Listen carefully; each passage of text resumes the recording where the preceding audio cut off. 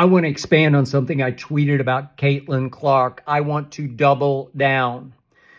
But to do so, I would also like to introduce the biggest WNBA fan in my house, besides me, and that's my daughter, Hazel. Say hi, Hazel.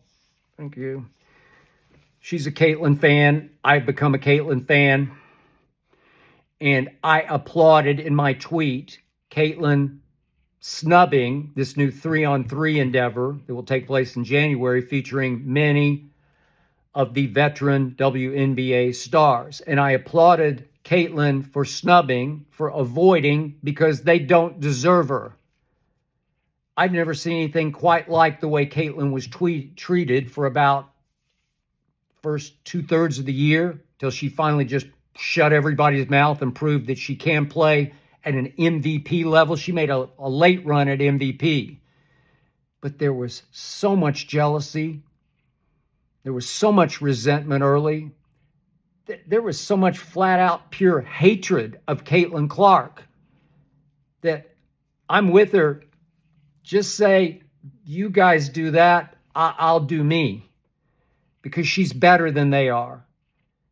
She was the reason the WNBA got put on the map last season. And I used to watch some, but not nearly the way I watched last season, only because of her.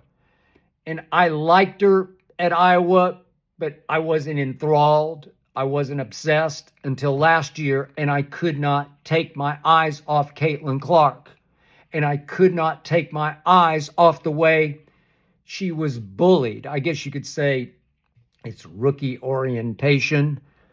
It's trial by fire, but it got nasty. It got ugly.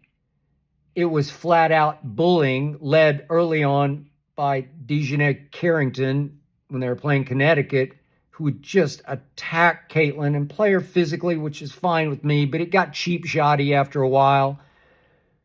She was taking it personally after a while. And then obviously in part because of the Angel-Caitlyn rivalry when they played Chicago, when Indiana played Chicago, it would be some Angel, but it was a whole lot of Kennedy Carter. Remember that when Kennedy, this is even before the ball was inbounded at one end of the floor, just got a running start.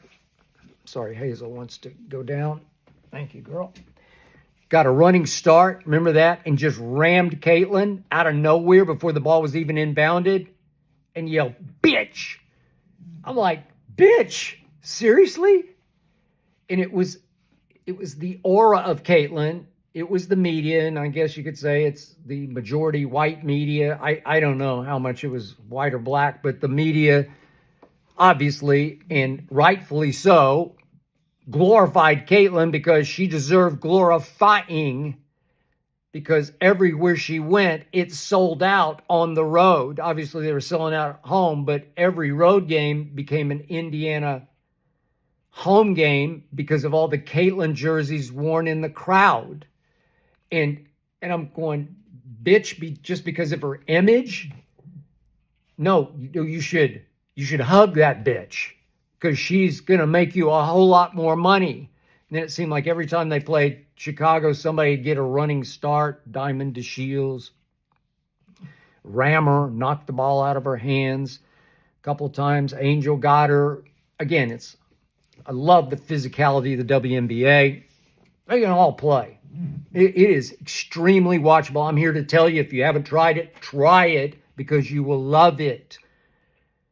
But it became the Caitlyn show just because she's such a fascinating player, because she can effortlessly launch jump shots, not set shots, not feet on the floor shots. She can effortlessly go up and just flick of the wrist, launch jumpers from the logo.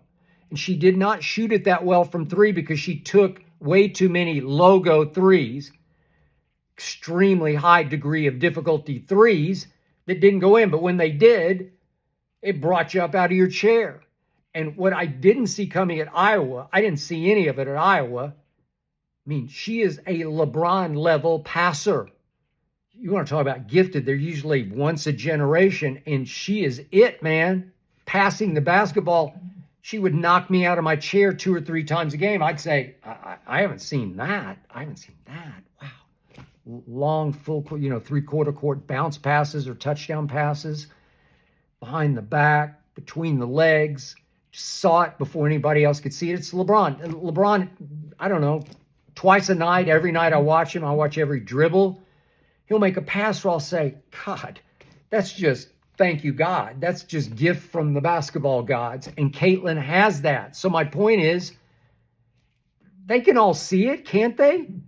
And yet they rebelled against it because they were there first. And my God, they were the stars and they're way better than she is. And she's turning over. She shattered the WNBA turnover record. And it was done maybe 2/3 of the way through the season. I've never seen quite like it. Maybe they were all offended by that. But it's because she was trying things nobody else would even think about trying.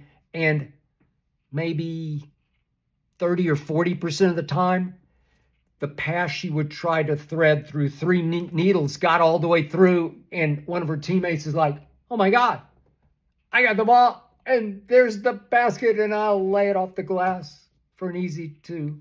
That's Caitlyn Clark. And so I appreciated the fact she's just risen above 3-on-3. You all go do that. You can go do that in January. Makes a little extra money. I'm making a lot of money because she deserves to make a lot of money off the floor with all of her outside deals. She deserves to go be a celebrity at Annika's golf tournament. She deserves to go speak in Chicago to a group that's the highest level of speaking, where she's reaching so many women, so many girls, and touching so many of them because she has broken through. So my point to you is, way to go. She just said, no, sorry, you go do that because you're over there and I'm over here. And you beat the hell out of me. She took so much punishment for 2/3 of the year. She's on the floor 5 times a night, just with cheap, shoddy kind of fouls. You can say they're just hard fouls. They're just good old pro basketball fouls.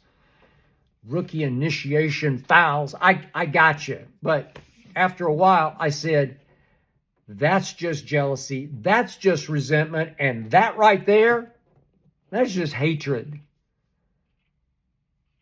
She changed women's basketball in 1 year, coming out of Iowa with no break. She does deserve a break, obviously. I hope she's revitalizing as we speak, because I can't wait to watch her play real basketball next year. I don't want to watch 3-on-3, and I don't really want to watch the NBA playoffs unless she's playing. I said it, I stand by it, and I can't wait for next year. Way to go, Caitlyn.